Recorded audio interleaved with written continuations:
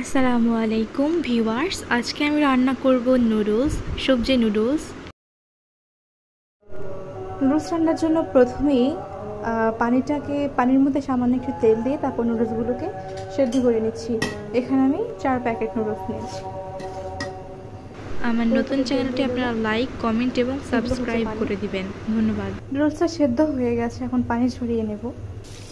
কড়াইয়ে পেঁয়াজ দিয়ে দিয়েছি, পেঁয়াজ আর কাঁচামরিচ, আর এখানে অন্যান্য মশলা যেগুলো হচ্ছে আলু, তারপরে হচ্ছে এখানে টমেটো, আর রয়েছে ধনে পাতা আর পটল কুচি করে কেটে নিয়েছি।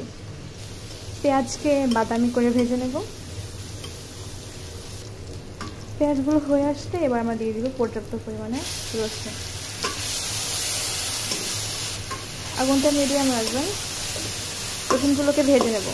একে একে 4 প্যাকেট নুডলসের জন্য পর্যায়ক্রমে সবগুলো মশলা দিয়ে দিব।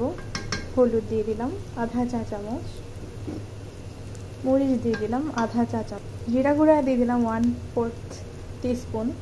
নুডলস সেদ্ধ করা পানি দিয়ে দিব। পানিগুলো আমি রেখে দিয়েছি, পানিগুলোর মধ্যে অনেক পুষ্টি রয়েছে।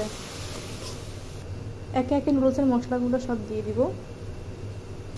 4 প্যাকেট নুডলসের জন্য 4 প্যাকেট নুডলসের মশলা দিয়ে দিয়েছি। এবার আমরা এখানে আমাদের সবজিগুলো সব দিয়ে দিব। এগুলো আগে থেকে ধুয়ে কেটে নেওয়া ছিল। সবজিগুলো দিয়ে দেওয়ার পরে আমি পর্যাপ্ত পরিমাণে নুন দিব। যেহেতু নুডলসের মশলার মধ্যে নুন আছে, তাই আমি বেশি নুন দিব না, একটু পরিমাণে দিয়ে দিব। একটু দেখে দেখে দিব, বেশি লাগবে না।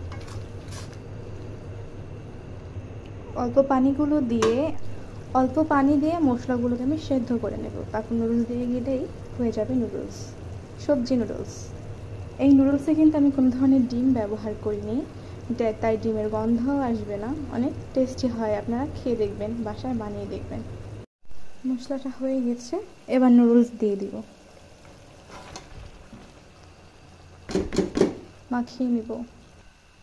নুডলসটা হয়ে গেছে, এবার আমি পরিবেশন করে নেব। সুন্দর করে পরিবেশন করে নিলাম।